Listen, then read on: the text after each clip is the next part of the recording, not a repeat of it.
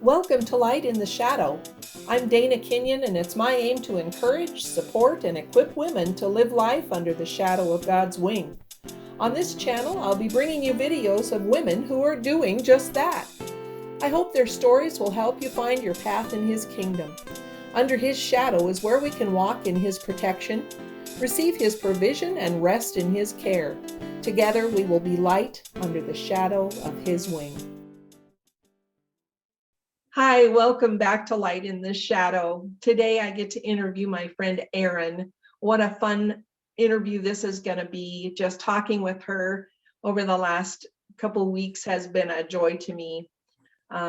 Erin is an international worker overseas, and we are going to talk to her today about some of that. Erin and I used to attend church together in a different town from where I live right now. She referred to me as her Wyoming mom, and I refer to her as my borrowed daughter. My daughter didn't live in the same town. She has been on home assignment actually since April of 2020 because of COVID, right, Erin? That's right.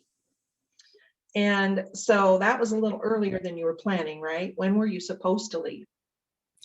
I was planning on coming back for home assignment in June of last year, mid to late June of last year. And when COVID started impacting the rest of the world, they locked down some borders and international airports shut down. And so there was some stuff going on that precipitated me coming home early. So I ended up getting on a evacuation flight. It sounds way more dramatic than it really was. And got back to the States the very end of April last year. Very good. You have been in touch though with your team members back in that country. Oh yes, of course. Yeah. Very good. COVID has been hard on that area, right? It wasn't quite like it is here in the States. Do you want to tell us a little bit about that? So the country that I have been serving in was one of the last countries in the world to actually acknowledge that they had COVID cases.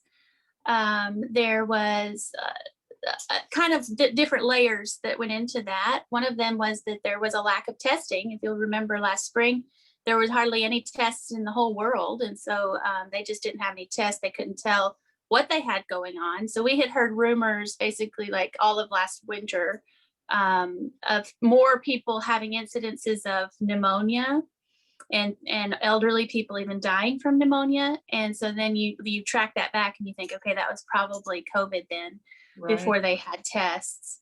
And so then there is corruption in the government. It's a third world country in Asia. And so there was it's an honor shame culture. And so that it would have been shameful to acknowledge that there was this disease that had come into the country. They would have had just some pushback on that. And so they didn't acknowledge cases and start counting cases of COVID until last April. Actually, after I was back in the US, they finally acknowledged that it was there. Okay, wow. Tell me how the people themselves then responded. I mean, you talked about deaths from COVID and from pneumonia and that kind of stuff, but you also mentioned maybe deaths from starvation and that kind of stuff. Talk about that a little bit. Yeah, so after the acknowledged cases, there was a lockdown in the country for I think most of May and June.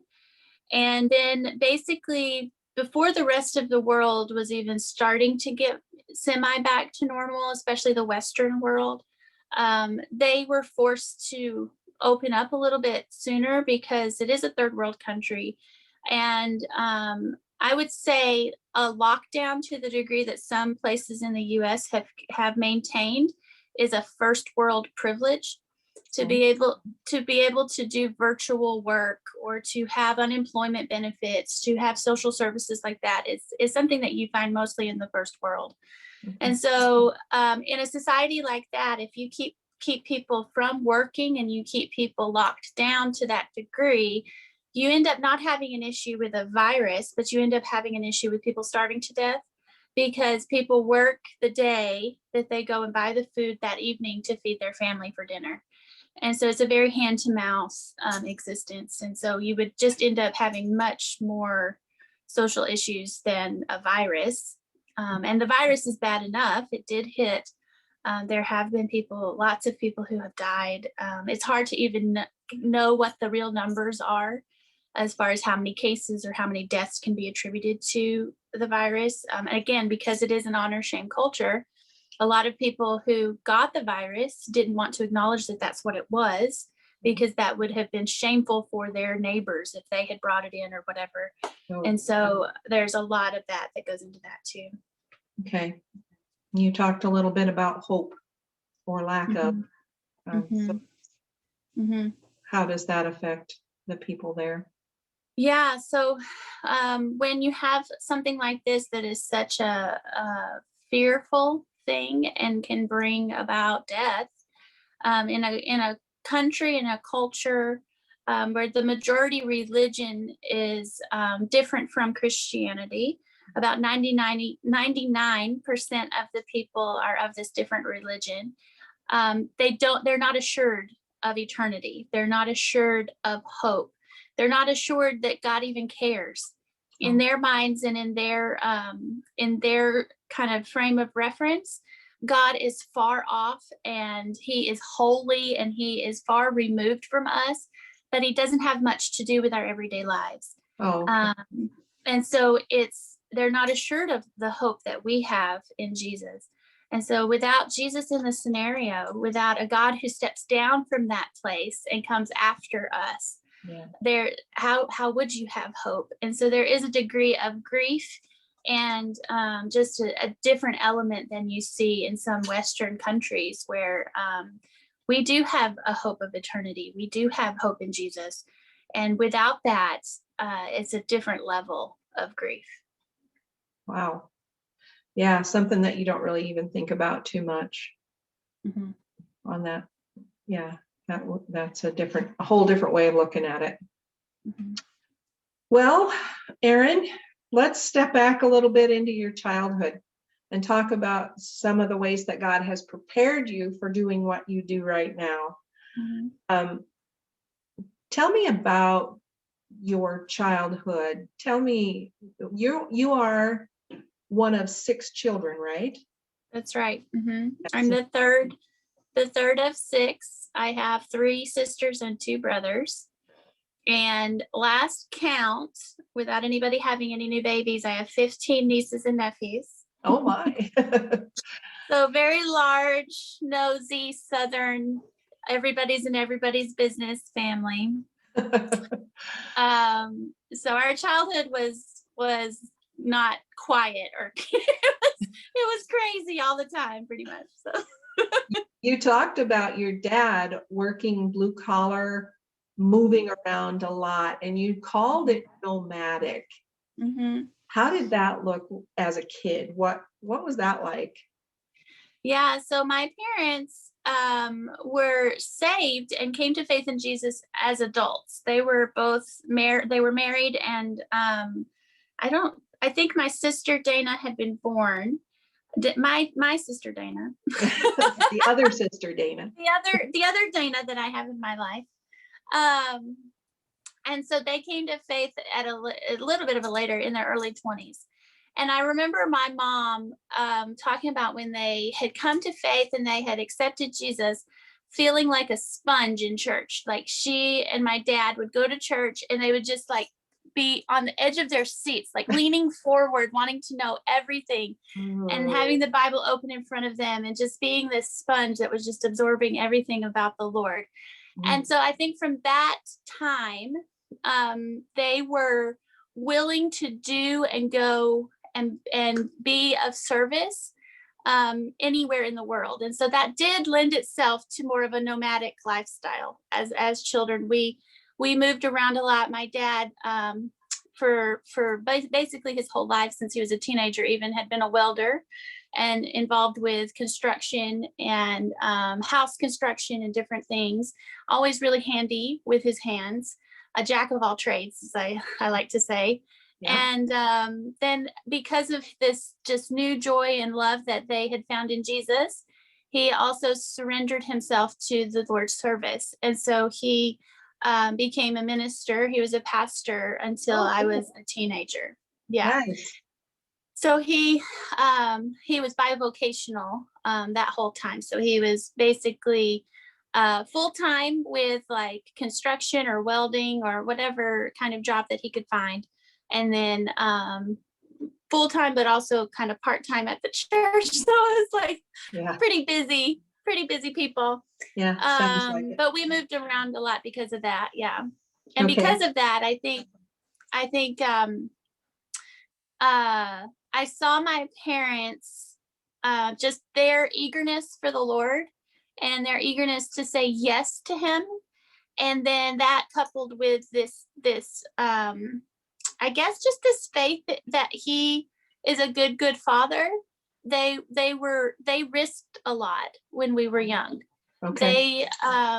My parents, we moved around and they were ministering, and I observed, I guess, as a child, some risks that were taken in faith. And that really shaped me, I think. And in my adulthood, looking back, you can see how that shaped some of the decisions then that I would make as an adult. Right. Right. When we were talking about it earlier, you said that it took some of the scary away Yeah. from some Yeah. of the decisions that you would have to make, some of the things that you would have to choose. Yeah. She became. Yeah, because I think I saw my parents risk and fail in some ways. Like it wasn't always a successful like ministry, or people are people, the church is the church. There's going to be people who are not very nice sometimes, unfortunately. And so you can have this like upside down measure of what success is, I guess. But I saw them risk and I saw them not always succeed. And I think because of that, I definitely, I observed that even when you fall on your face, the Lord is still there. The Lord is, you might leap off the high bridge and you might land splat, like who knows? But the Lord is always good. He's always faithful. He's always there. And His promises stand. And so as a kid, you watched your parents and were able to learn from them some of that kind of stuff. You're talking about that being about that 10 to 16 age bracket where you were able to watch them function in that way, and what a difference that made for your life. So that's pretty cool. That's pretty cool. I love it. Yeah. So you then, oh, I forgot to mention that you were homeschooled as well. Talk about, taking risks. Yeah. She's got 6 kids and she's moving all over the country and she's homeschooling her children. Your mom's my hero.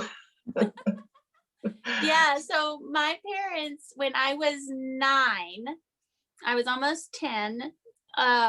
They had felt the Lord calling them to more of a pioneer frontier kind of ministry up in Montana. And so they had accepted a church up there. They were going to go and be the pastors up there. And so we moved from Southeast Texas to Southeast Texas to Northwest Montana. Wow. And I remember that trip vividly because my mom actually happened to be about 7 months pregnant with my youngest sister. And she's got this 15-passenger van. My oldest sister, Dana, was 16 at the time.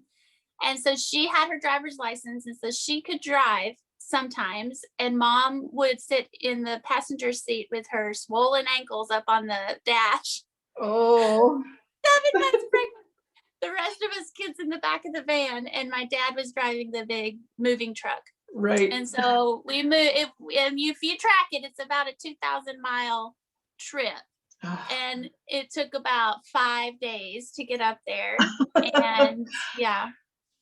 So yeah, just the I guess just their willingness to step out in faith, their willingness to risk. I mean, we got up to Montana. We didn't have a house. We stayed with some members of the church for a few days, trying to find a place to live. My dad had to find another job too, because of course he was going to be bivocational. And so just all of those, like that, I think it was this deep conviction that the Lord had them in the palm of his hand, had all of us in the palm of his hand. And I think seeing that now, I every day it's like I become more and more and more and more and more and more convinced of just how good of a God we have, Right. and how he will provide, even when it's not in the way that maybe we think it would be, or it's not in the without pain, or those things, but he is going to provide. And if we're in the palm of his hand, we are his children, we are his sheep, he will make a way. And there's so many scripture verses even to like Yes. like follow along with that. Right. Right. But Even the yeah, scriptures that talk about walking under the shadow of his wings. Sorry, exactly. that was just a shameless plug. Sorry. But yeah, when you walk in the shadow of his wings, you are protected from the schemes of the enemy or the darts of the evil one. And it is a beautiful place to dwell. It's a beautiful place to be. And I think I saw my parents model that with just some deep convictions, some steady faith, and a good father who is faithful. A good father who is faithful enough to help you to observe those things, because other kids went through similar things and didn't necessarily see that. But God was gracious to you in allowing you to pick that up and say, oh, that's important. Yeah, and that is true. Of the six of us, we're not all following the Lord. There's pain, there's baggage that we bring, and we all do that. Every adult, you survive your childhood in some ways. Yes. In some ways you thrive too. I mean, I think overall, if you talk to each of us, all six of us in my family, you would get a positive survey from our childhood. We were homeschooled, we were together a lot, we loved being together. We loved our parents, our good parents. They did a good job, and I want to honor that. Awesome. And so there are things in any child and any adult who makes it to adulthood. We bring our baggage, and so we're not, of the six of us, we're not all following the Lord. But he is good, and he has us all on a journey. He has us all somewhere in that journey, and he's meeting us. I'm convinced of that too, that the Lord is meeting each of my siblings in different ways and in unique and personal ways. Yes. And I just keep praying that would happen. Yes, absolutely. Absolutely. Okay, so you get all grown up and you decide to go to college. So where did you go? What did you do?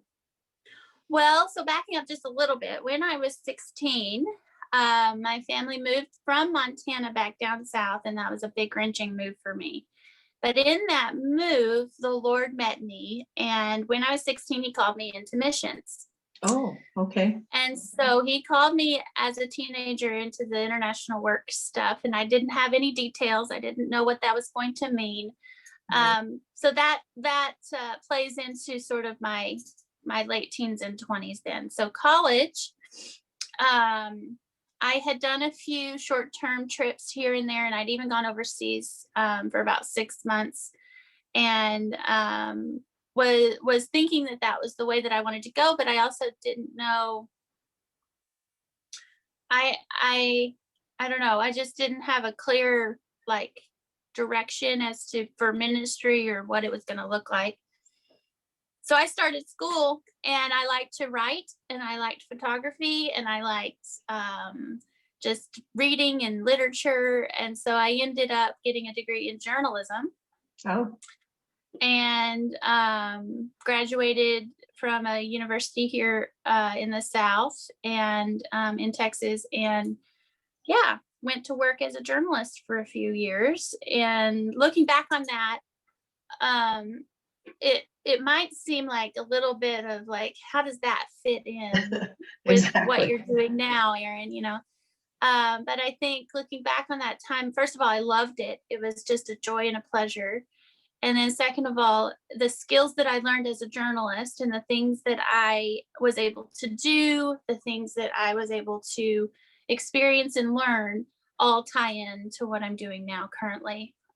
Just interviewing skills, communication skills, writing, all of those things. The Lord doesn't waste anything. He doesn't. I mean, even when you are now on home assignment, bringing those stories and communicating the what's going on where you are with people back in the United States, I'm sure that gives you some kind of a an aid in trying to communicate those things with people here. So yeah, I can see where he would use a journalism major to do that. Now, interestingly enough, you and I met because you took a job in the town that I lived in with our local newspaper. That's right. Yeah. And we attended church together. And that's where we knew each other and got to serve God together for, I don't know, pretty short period of time, I would think, a couple of years maybe. A couple of years, yeah. Yeah. So that was fun and that was exciting. And during that time, God put on your heart missions again. Is that correct? Tell us about that. Yeah. So basically, from when I was 16 and all the way up through my 20s, I was doing short-term trips. And it was still a huge part of my heart. I wanted to serve the Lord. I wanted to do that in an overseas setting. I had been in the Middle East, and the Middle East had tugged on my heart. The majority religion of the Middle East had tugged on my heart. And so I entered that church that you're talking about in Wyoming, where we intersected. And it's so interesting and just so neat to me to look back on that time and name the people that I intersected with. You're part of that. There's just a handful of people that I intersected with that have been hugely impactful in my life. And like you said, it was a small little church. It wasn't for a long time. I wasn't really there for a super long time. But the Lord put people in my path that I needed along the way. Yeah. And so it was through the ministry of that church and through the ministry of just going and doing some short-term trips that the Lord reinvigorated that call and that just that impetus in me to go. And so it was through that church that I started the process of going with this sending organization. And through the ministry of that church, just like, I mean, it's just so incredible to me to think back on those days of stepping foot into a small group and becoming a part of a community and being challenged to serve in the local church too. I had served, in my college ministries and doing Sunday school and different things, but like just challenged to step a little bit more outside of my comfort zone than I had been before. Just really the goodness of the Lord in that too. I think that's the theme of my whole life is the goodness of the Lord. That's awesome. Trace that, you can trace it, because I was just back in that church in January this year after I had been there, I think 5 years ago briefly, and then I had not been a part of the church for over 10 years. And so I was able to report back what the Lord has been doing in my life, what he's been doing in Asia, where I have been serving. And it was just such a gift. It was a joy to intersect with those people again, to just say thank you for pouring into me. Right. Now, during the time that you were there, the church, as small as it was, sent you on a 1-year mission trip. Is that correct? Fully funded? That's right. Yeah. So I went out to the Middle East for 1 year of what they called an internship. I became a 28-year-old intern. I I sold all my stuff, quit my job. I was working at the newspaper at that point, and went for 1 year, and that church really got behind me, and just sent me out so well. It became a great foundation to launch from, Mhm. for that year. And yeah, just really loved me well, and supported me well. Yeah. And yeah, that year I didn't realize what sort of a remarkable thing it is to go for a year-long internship completely fully funded on the front end.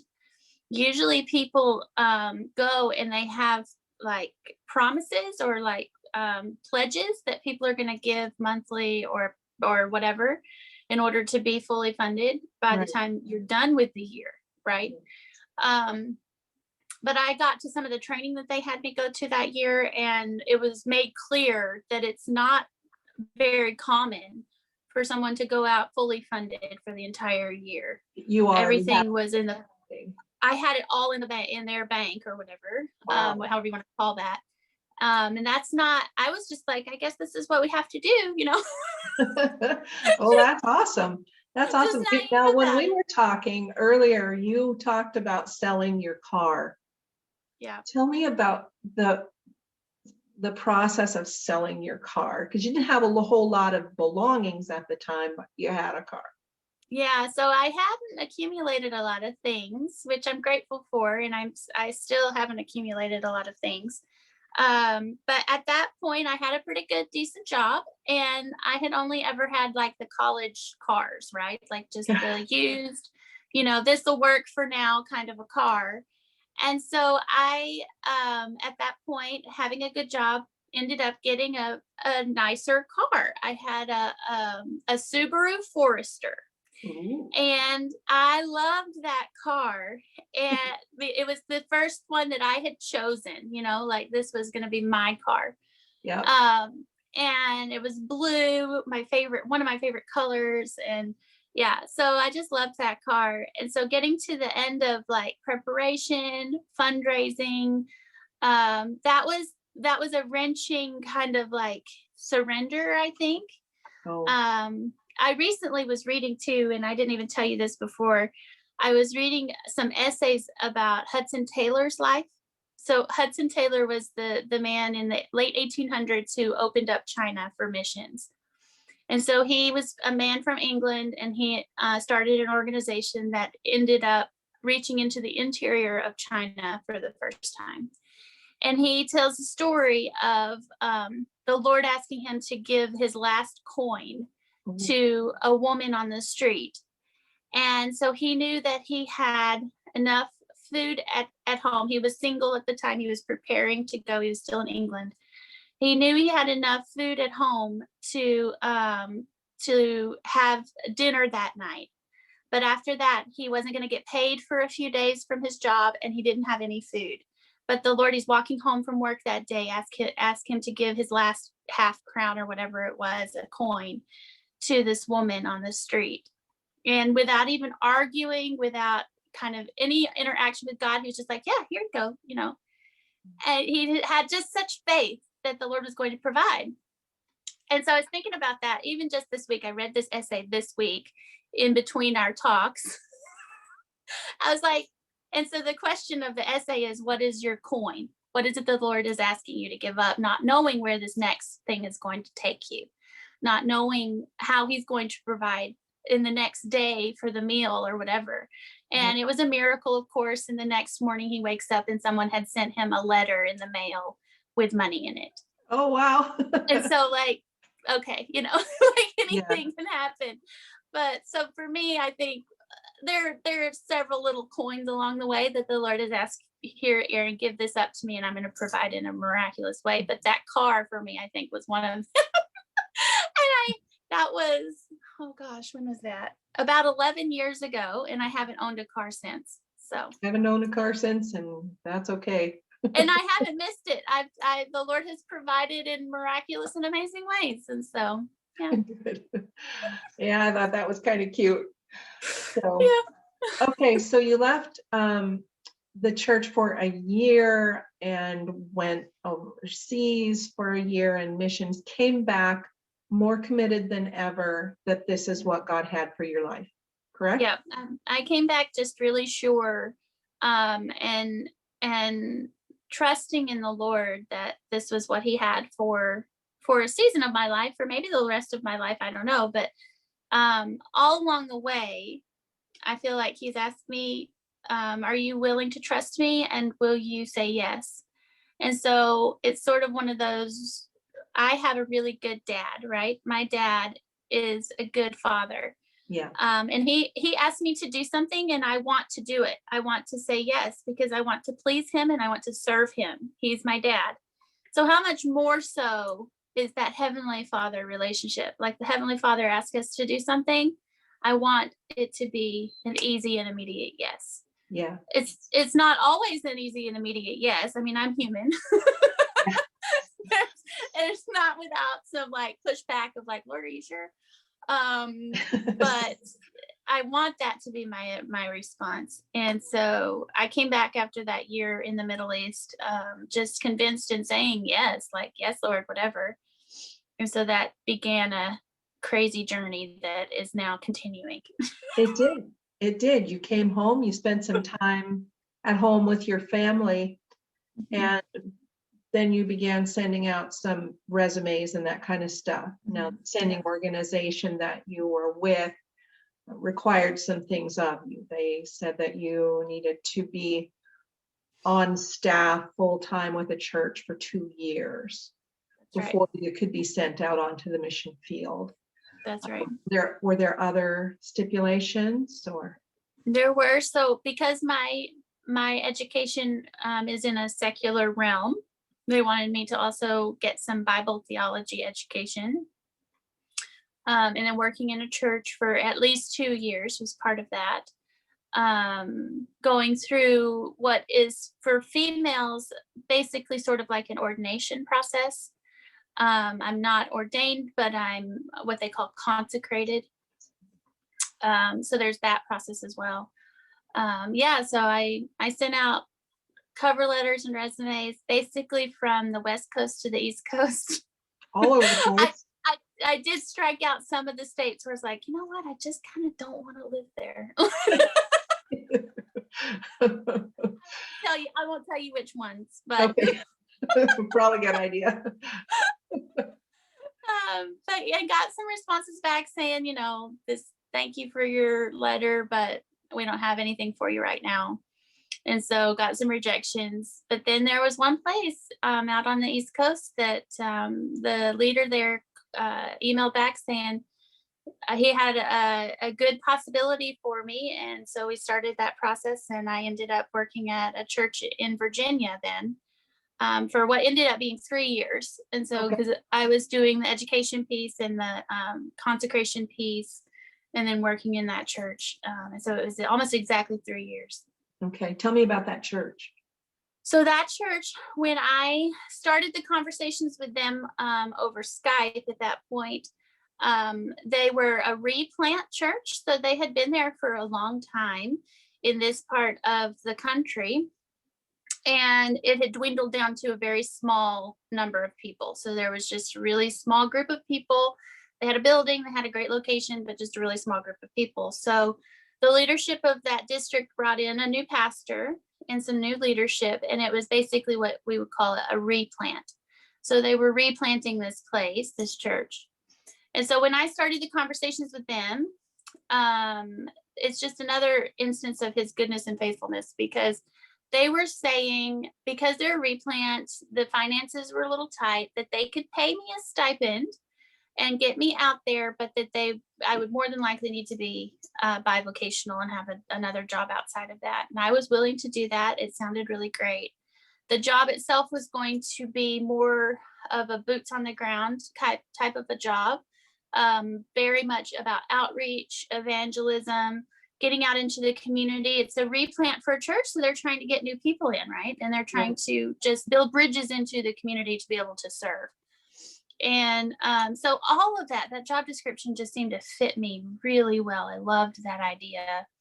And so I was willing to do that. They flew me out, and I went out for a weekend.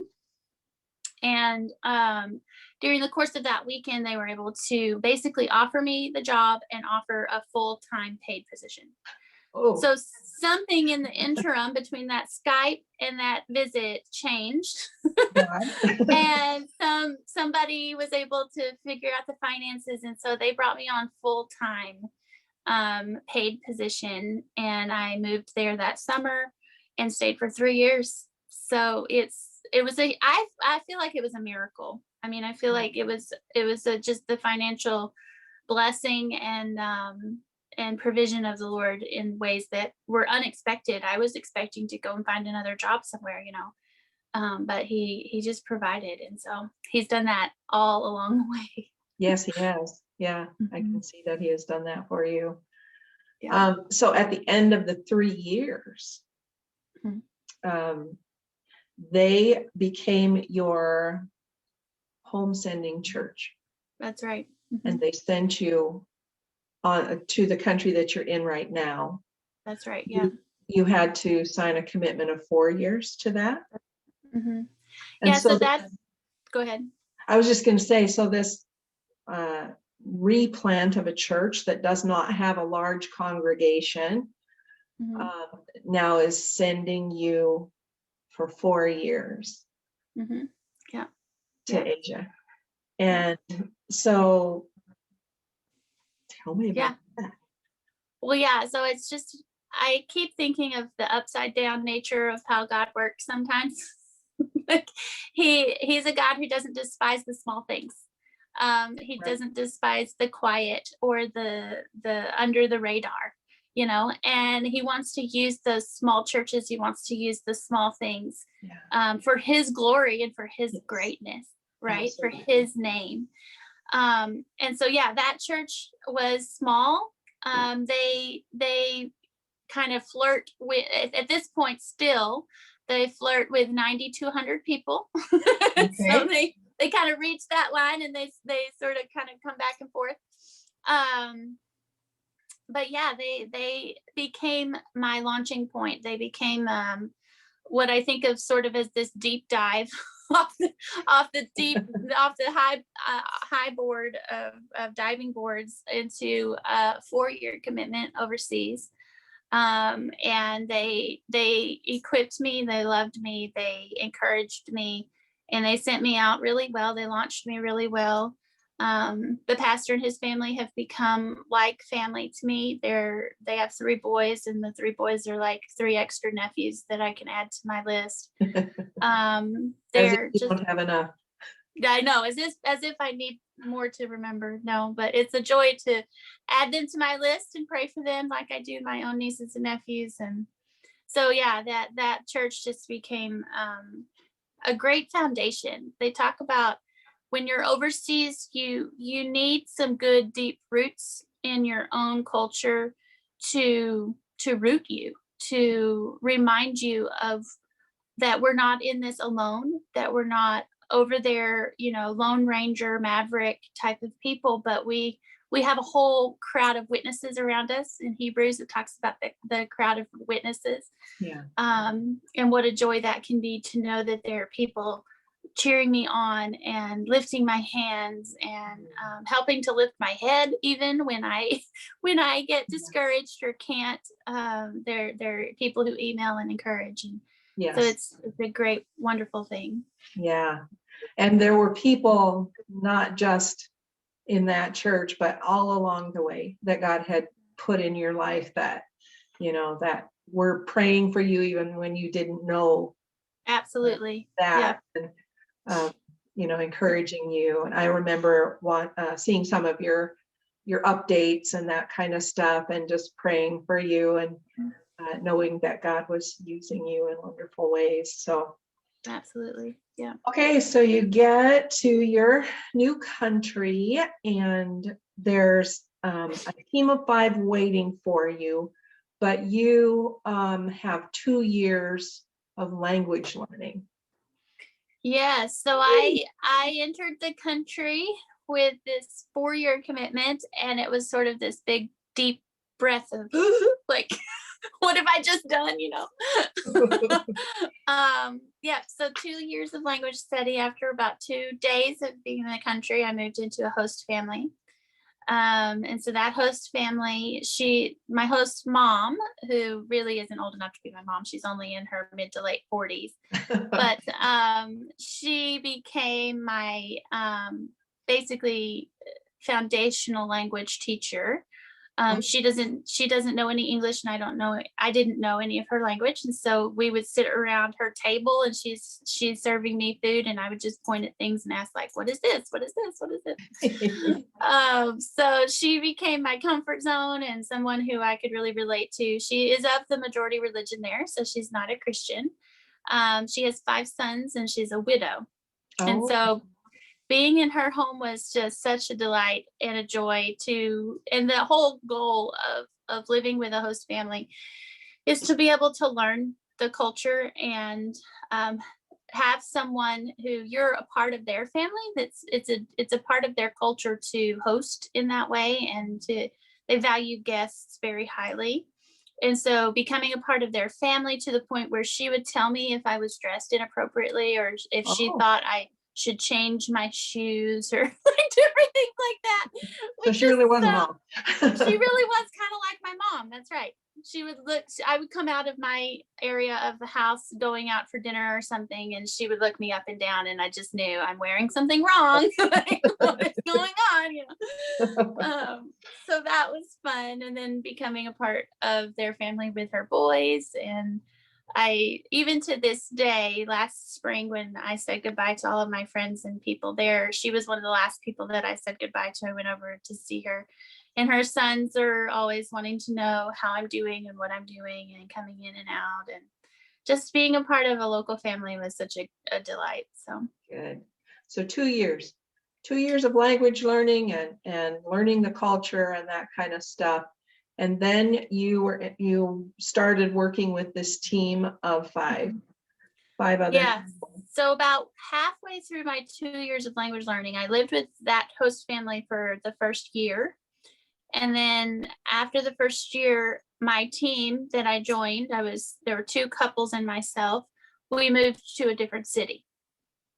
And so I moved to a different city, and it sort of that ended up being a different dialect of the language too. Oh no. Yeah. And so at first, after we moved, it was about 6 weeks of I had moved straight from my host family up into this new city. And 6 weeks later, I went back to visit her.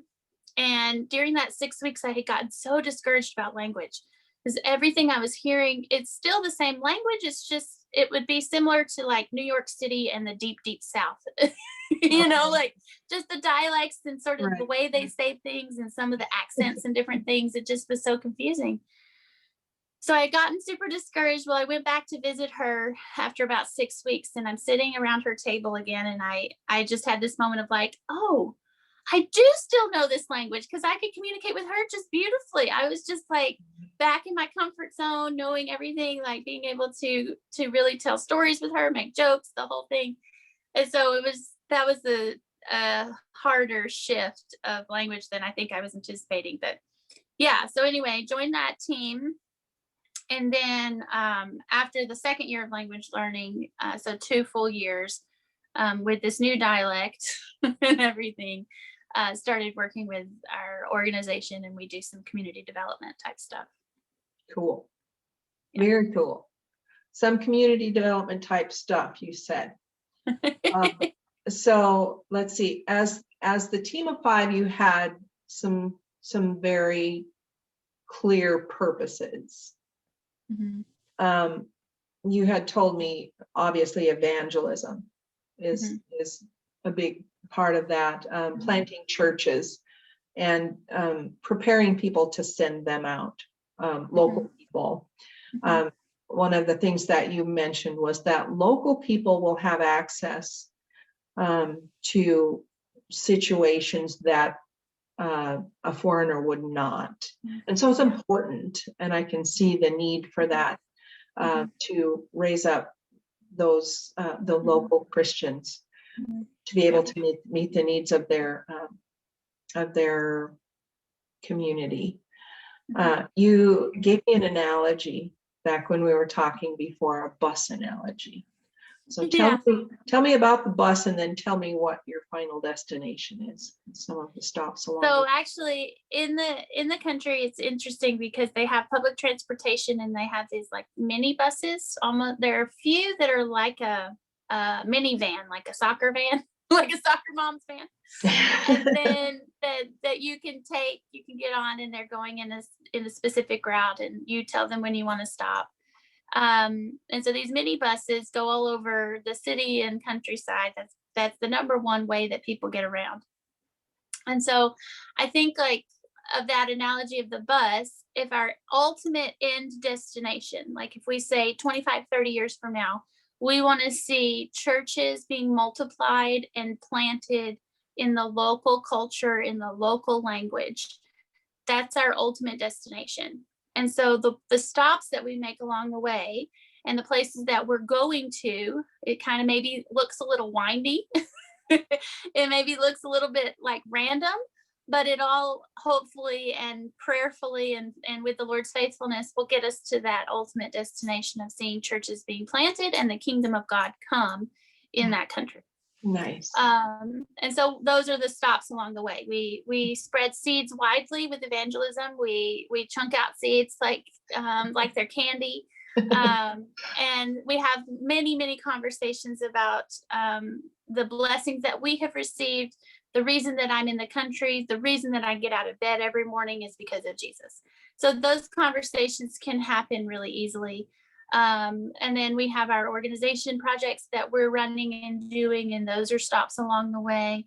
We're equipping and encouraging the local church. The country itself is, like I said before, about 99% of a different religion. And so when you can count the believers and you come up with about 3,000 believers in the whole country, it's a very small body, but they are full of faith, they are fearless, and they themselves are also chunking seeds of evangelism everywhere and widely. Nice. I love it. And so they're doing an amazing job. And actually the image came to my mind when you told me the name of this channel and Light in the Shadows and all of that. I have a picture that I'll send it to you. You could look at it. But this picture is from an airplane in my country. And so it's a very mountainous region. And so when you get on an airplane in my city, you can get to the capital city in about 45 minutes. Instead of driving through these mountain roads, it takes you 5 or 6 hours. Yes. So I'm in this airplane and I'm in a window seat this day, and it happened to be a day flight. Most of the time they're night flights. So it just happened to be a day flight. So I have my phone and I'm looking out over the valley and these high mountains. And so all of these high mountains, and because of how the sun was positioned and everything, there are shadows everywhere. Mm-hmm. And so all of these shadows represent a valley. So the valleys of these mountains and these shadows in this mountain, there are people there. Yes. They're inhabited by people, and most of the majority of the population of this country still live in small villages outside of the cities. Okay. And so these people who are in these mountain villages have never seen a foreigner, have never heard the name of Jesus. Wow. And so when we talk about that being a stop in our bus as we're getting to that final destination, encouraging and equipping the local church and the people of God who are there to go into those shadows in the mountains, to go into those valleys, and to speak the name of Jesus, to spread seeds there. They can go to those places. I could go there.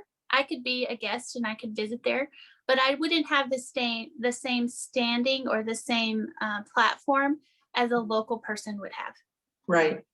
And so that's one of our main goals as a team. One of our main things, one of the biggest stops in our bus route is to equip and encourage the local body so that they can get out into those shadows in the mountains, that they could go to where those people are dwelling in those shadows. Yeah. And bring the good news and the word of Jesus into that area. Yeah. The name Light in the Shadow is actually, I just envisioned, these shadows, the shadow that is darkness, But as God's people, we are light, right? He says that you're the light of the world. And That's so right. I see this darkness, but then I see all these points of light in these shadows, because that's God's people bringing the gospel and spreading that news to people. So that's beautiful. I love it. Erin and I were having so much fun with this interview. She had so many interesting things to say that we actually took twice as long as we intended to. So we decided to make it a 2-part project. Tune in next time for part 2 of my interview with Erin. Thanks for watching today's episode of Light in the Shadow. Be sure to subscribe to this channel so that you can watch future videos. God bless.